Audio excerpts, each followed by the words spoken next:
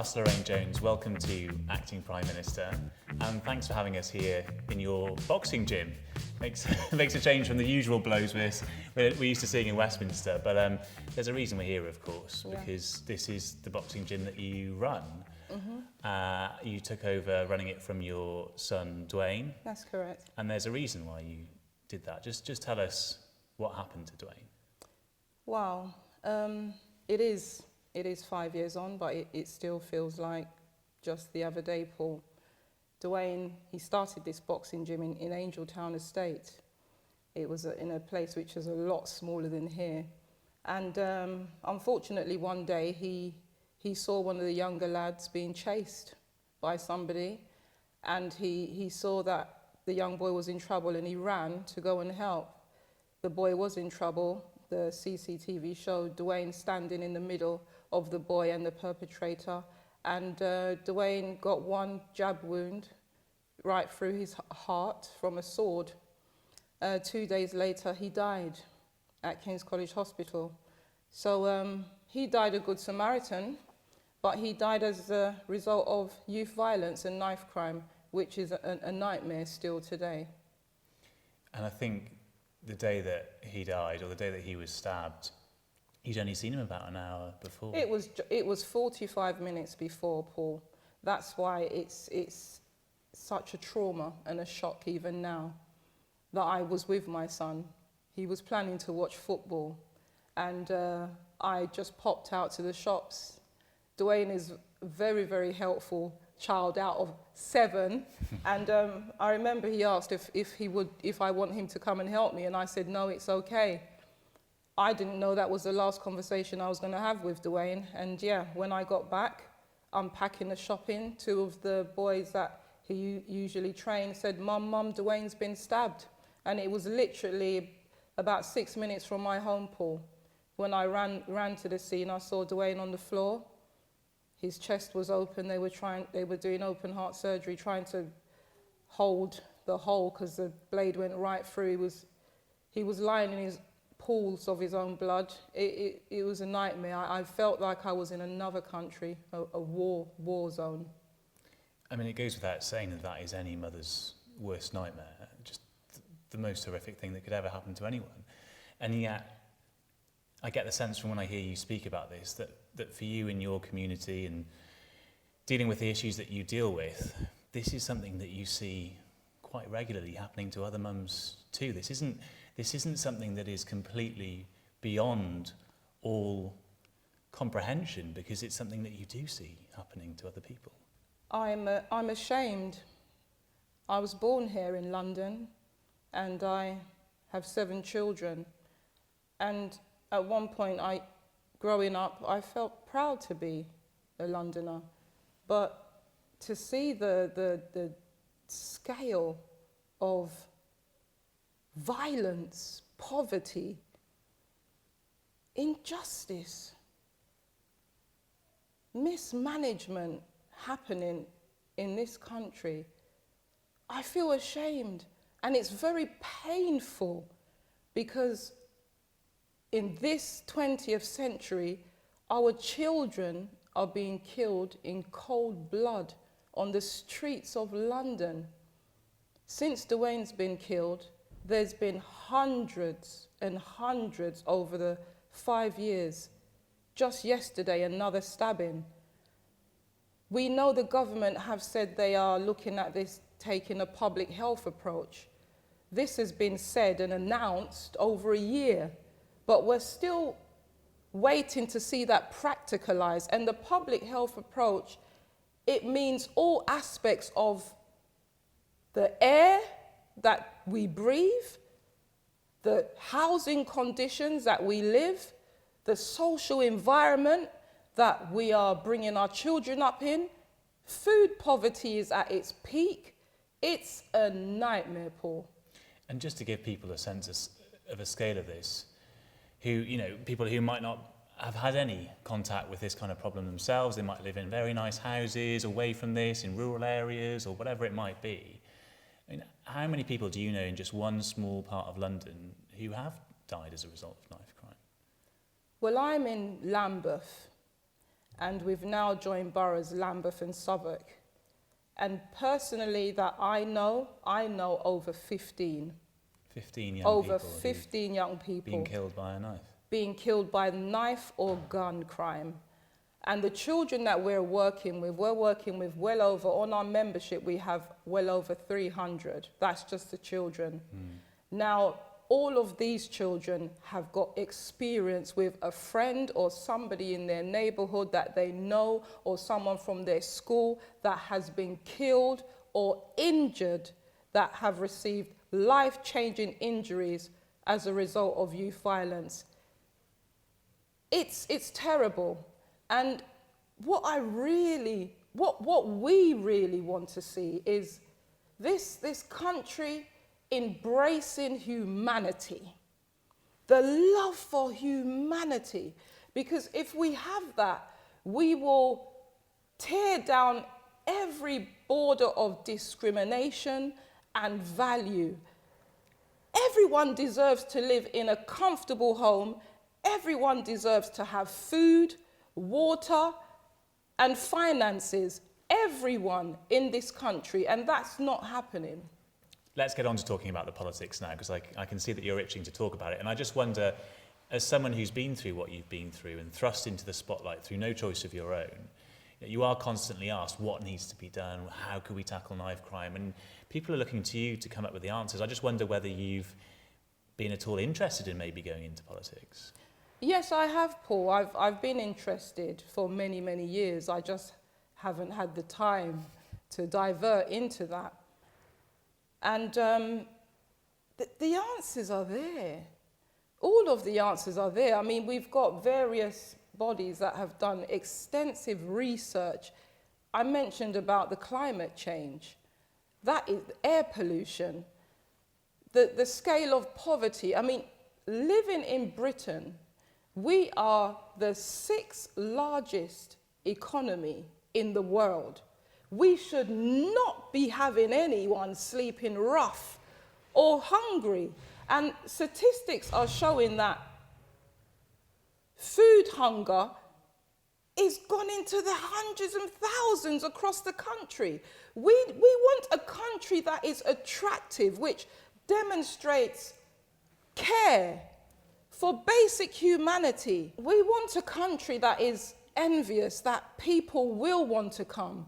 Right now, Paul, there are many parents that want to leave this country because they're fearing that their children will be killed on the streets of London.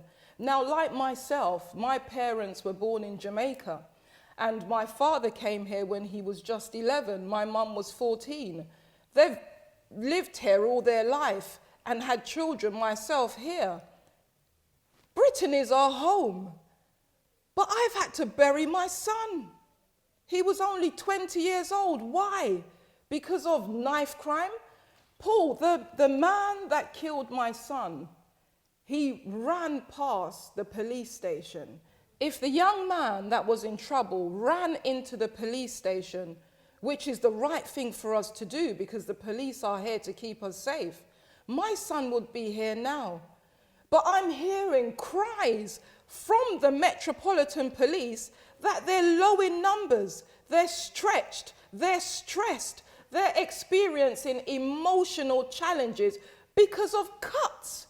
Now, the answers to run this country in a decent, humanitarian way, life is to be lived and enjoyed. We can achieve that. But with all of these cuts, with the mismanagement, with the lack of care, we're in a disastrous stage now. Okay, so the point of this podcast is to promote you to become Prime Minister so you can do whatever you like. Once you walk through that door of number 10, what would be the first thing that you would do in order to tackle this problem? What do you think the quickest fix would be? There's no quick fix, Paul. The problem which we are in now, it's come about through years and years and decades of neglect. So I would have a humorous, an enormous challenge, which I would be prepared to challenge. Where would you start, do you think? Where would you start? I would have to start with the cabinet. Mm-hmm.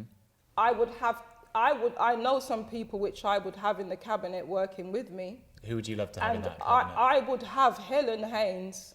Helen Haynes is an MP now. I would definitely have her in the cabinet working with me. Why Helen? Why Helen? Because Helen has compassion. She has that care for humanity. She advocates in her role. She hasn't just advocated for myself, but a number of youth and families. I had one case where a mother, a young mother, just 27, old enough to be my daughter, she was living in a council place with her 2 children. The oldest was 7, the youngest was a baby. The level of disrepair in this flat, it caused her son to develop asthma. When she came into the boxing club, they all call me Mum. She said, Mum, I want the social services to take my children because I do not want to watch them die as a result of the disrepair in my home. And I've contacted them, but they said they cannot do anything because I am a fit mother. I'm caring for my children, and they do not take children away from their parents under those conditions. I couldn't believe what she was saying to me.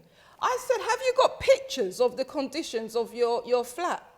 Paul, she showed me the pictures. The damp was so black, I had to ask her, what is this? The damp on her walls, the windows, and the wallpaper. I sent these pictures to the Secretary of State, Brokenshire, just 2 weeks ago, because I had a meeting with him. He couldn't believe what he was seeing. Now, this young mother with her 2 children, the boy has become sick now. She was in a desperate situation. Now, Helen is a very busy woman.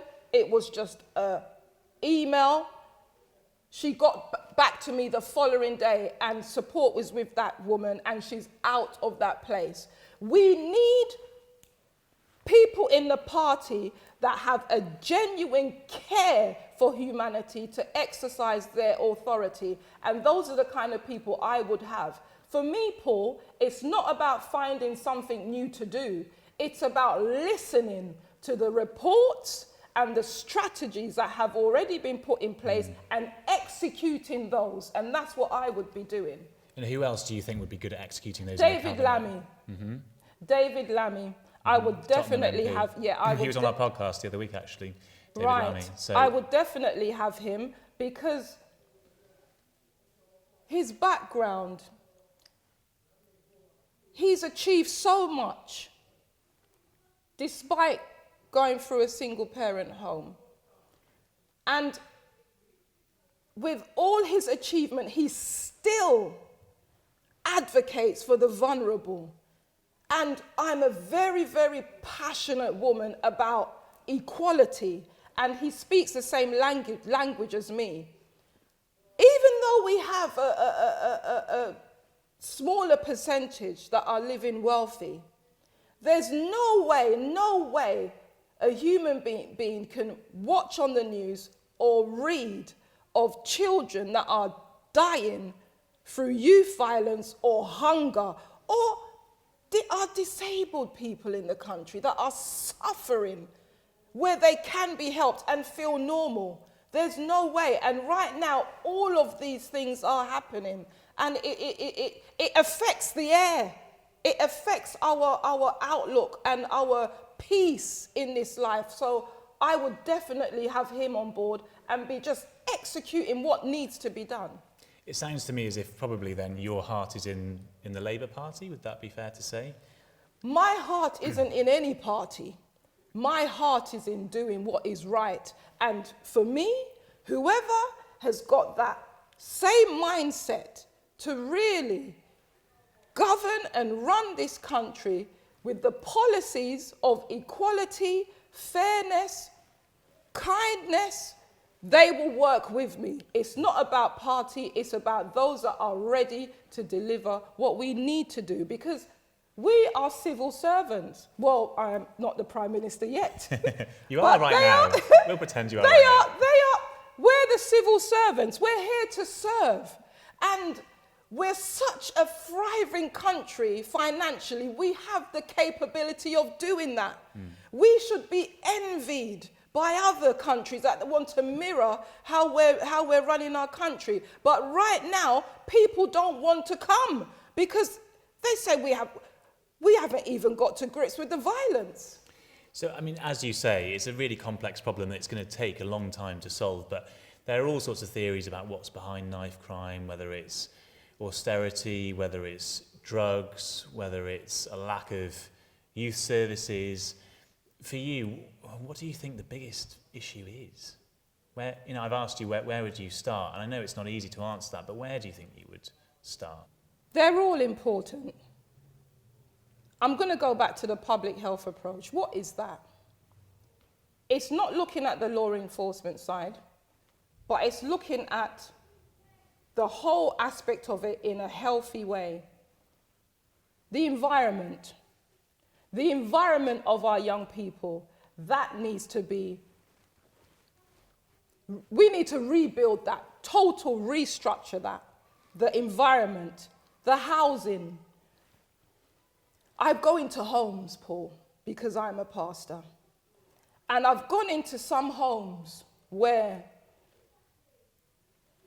the cockroaches and mice are running across the property. The children are frightened to go to sleep. They are not comfortable to do their homework because of the insect. The infestation. Infestation. How can we expect children to grow up in that environment, reach a teenage level? They could be approached by a gang. Come and sell some drugs, we can give you £1,000 a week. They're making a lot of money. How are we going to expect that young, vulnerable person not to be lured into such a lifestyle? And within the gang lifestyle, there's violence, there's drugs, there's sexual exploitation, and there's a high level that you could lose your life. So whatever we kind of call it, whatever specific manifestation there is of it, effectively it's poverty that you think is the root cause of a lot of this. It's poverty, and we need to give more opportunities to our young people. We've got young people that have gone through the education system. They've gone to college, they've gone to university, and they're looking for work. That's a disgrace. We have the highest level of males under the age of 45 that are dying in this country because of suicide. Why is that? So we need to look into what is the causes of this, and there needs to be more opportunities, educational. The free market needs to be there. We need to support small businesses and not just invest in the big corporate business. We have a lot of young people growing up that are entrepreneurs. And even the police know this through the drug dealers. They're not silly. They've got entrepreneurial skills.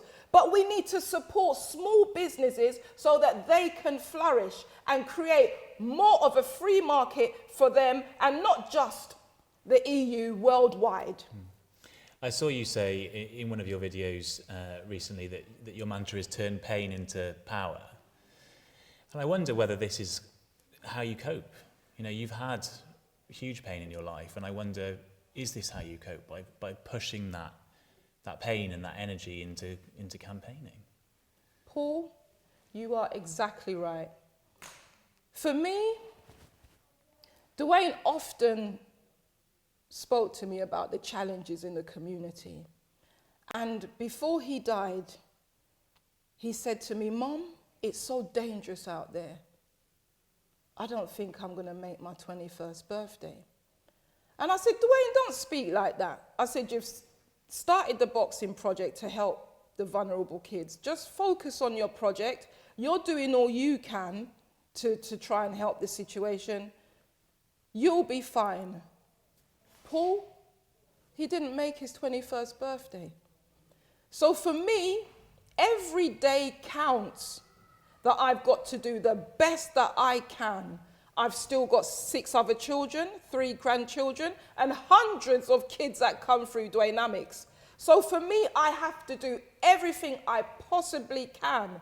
And if I was the Prime Minister, that would be the same passion that I would use to do everything I possibly can to make a change and a better living in this country. And you've had a hard slog in life in other ways as well. It's not just Dwayne that you've lost. You know, you've gone through 2 divorces. I hope you don't mind me saying. And as you say, you had 7 children that you had to bring up on your own. My eldest son is in prison. My eldest son is in prison now. And with the pain... Do you mind me asking why is he in prison? It's joint enterprise drugs.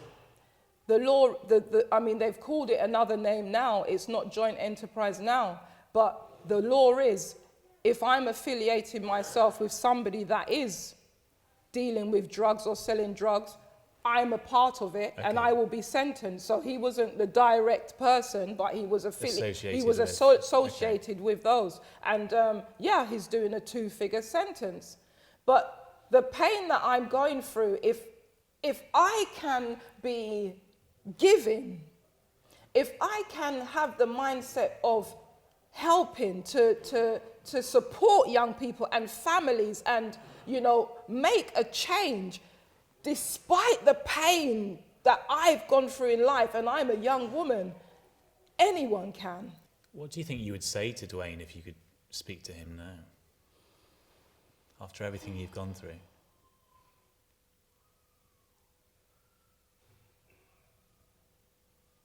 I still feel his presence with me very much now. I can see that that really hurts to think about what you'd say. And it wouldn't be what I would say to Dwayne, but I can hear what he's saying to me. I can hear him saying to me, "Well done, Mum, you're making it happen." That's something which Dwayne often said, make it happen, meaning whatever you see that needs to be done, don't wait for somebody else to do it, you make it happen. And I can hear him saying, "Mum, you're making it happen. Dwaynamics is functioning. The doors are open, hundreds of kids are coming through, families are being helped, our voice is being heard throughout the media at large. We're affiliated, and that's something which Dwayne spoke of, having an affiliated boxing club, and we're now affiliated." I could hear him cheering me on. That's the voice that keeps you going, I think, isn't it? That's the voice that keeps me going. Do you think Theresa May understands it? Do you think No. she's doing a good job as Prime Minister? Not at all. I mean, her party and those in Parliament they're at war. They're at war. And I mean, let's be honest, Paul. With the problems of homelessness, before I became an owner of a boxing club, I was predominantly working, supporting rough sleepers. So I know what's going on there. It's got worse now. Now, we have problem with homelessness, poverty, affordable housing, air pollution. Now, we need money to fix these problems. The amount of money that has been spent on trying to enforce Brexit. There's been a humongous amount of money spent. That money would have been better well spent in building our country. So I've got no confidence. There needs to be a change. And in fact, because I work in the community and I work with families that are both voters of Conservative and Labour and the Green Party, everyone has become so exhausted, they've lost hope, and they don't even want to vote. So that speaks for itself. Talking about Brexit, do you feel as if Brexit has brought out some sentiments that are quite worrying, you know, that were maybe bubbling underneath the surface in terms of attitudes towards race and minorities that have now kind of come to the fore, that have been unleashed, and frustrations that are now out there? Is that something that you kind of feel, or is it? It's not what I think or feel, it's what I know. in Dwaynamics, we have a number of youth and families from different nationalities within the EU. And there's talk of they're uncertain to what the future holds. If they have to go back to Spain or Portugal, Britain has become their home. And we should not be having that kind of fear and anxiety in our communities. Coming back to you being Prime Minister then, you've got to pick up the phone to a world leader. All the world leaders are calling you. They want to speak to the new Prime Minister. Who would you love to speak to? Who do you think's really nailing things at the moment on the world stage? Who's inspiring to you, do you think? Paul, if you can see the way in which I work, I very much want to change and turn pain into power. So for me, I wouldn't call the most inspiring that's got it together. Mm-hmm. I would call the ones that are the most challenging in my view. Mm-hmm. Because I would like a new Britain, a Britain that is known to bring other countries together with holding the values of humanity at its peak. So I would definitely call Donald Trump. We're very much, and we have been over history, very engaged with the US. Of course. And I would like to change and influence a positive mindset with Donald Trump. I would also like to speak with the leaders from Africa. Yeah. As well as the Middle East. History shows us, which is very sad, that there has been a lot of misjustice. There's been some wrong decisions that have caused a lot of pain. And for us to build a new Britain, we would have to bridge those gaps and make right the wrong that we have done. So I would definitely look into reparation, because I believe that if we can do the right for where we've wronged, we'll be stronger. This is where we pay money for compensation, effectively, isn't it? Compensation. For the way that we treated some of these nations as a colonial power. Yes, most definitely. We cannot put a blind eye. And that's why I'm saying that in government, the love for humanity has to be at its peak, because then there'll be an equality for all. And there'll be peace. And where there's peace, there's no war. And that would have to be the new Britain. I want to ask you about your faith as well, because you are a pastor, and clearly your faith is really important to you too. How important do you think it would be to you as a Prime Minister? Is it something that you would hold dear to you and that would guide you as Prime Minister? Most definitely. I would hold it very dear to me. I'm also the trustee for the Faith Together in Lambeth Committee. So I know that all faiths are very, very valuable. And that's one of the meetings I would be having, is calling all the faith leaders and those of no faith to come in together. It's really interesting because you've talked as well about how you would want to bring about world peace, and that conflict is obviously something that really concerns you, whether it's in the community or between nation states. And some people would argue one source of conflict is religion, that religion is a source for bad sometimes as well as for good. How do you kind of see that? Do you think religion is a force for good, or can it be a force for bad? The love for humanity is what needs to be at the core of our heart. A young boy came to me and said to me, "You're a Christian, but in Christianity there's so much war and pain. How can you be a Christian?" And I said, "I am a Christian, but look at my values and how I live. Look at the boxing club." And the message which I brought to him is that of humanity and care. Those of other faith that hold those values we work together in unity and achieve much more. Have you ever felt as if, all the things that you've gone through, has your faith ever been tested? Some people might say, why do you still believe in God when these things that have happened to you have been brought upon you? I mean, it must have been a real test of your faith. It's been the biggest test of my faith. I became a Christian at the age of 19. I was ordained as a minister at the age of 19. I'm 46 now. So I've been in the faith for 20 years.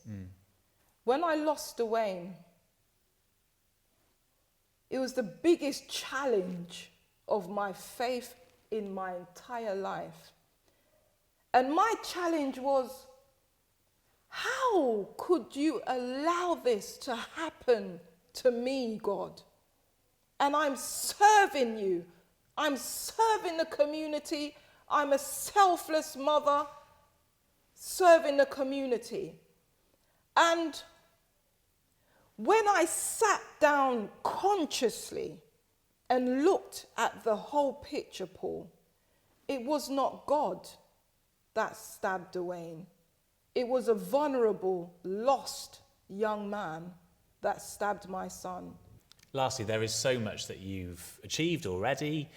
I've sort of asked you this already a little bit, but can you see yourself becoming an MP? Do you think it's going to happen in the next few years? Let's see. It's not a no. It's certainly not a no. No, it's not a no.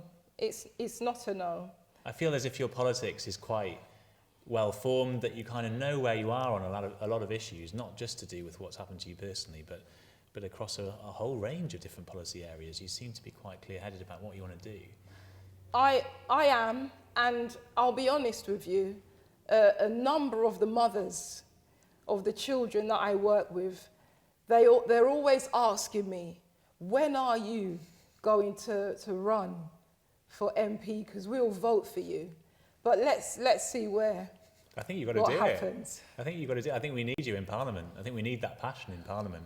I think you'd be a really valuable addition to the House of Parliament, whichever party you stand for, because I'm not allowed to have favourites, of course. But I can certainly say that, speaking to you today, Pastor Lorraine, I think you would be a hugely passionate advocate for all the things you believe in, and I wish you the best of luck, and thanks for coming on the podcast. Thank you, Paul.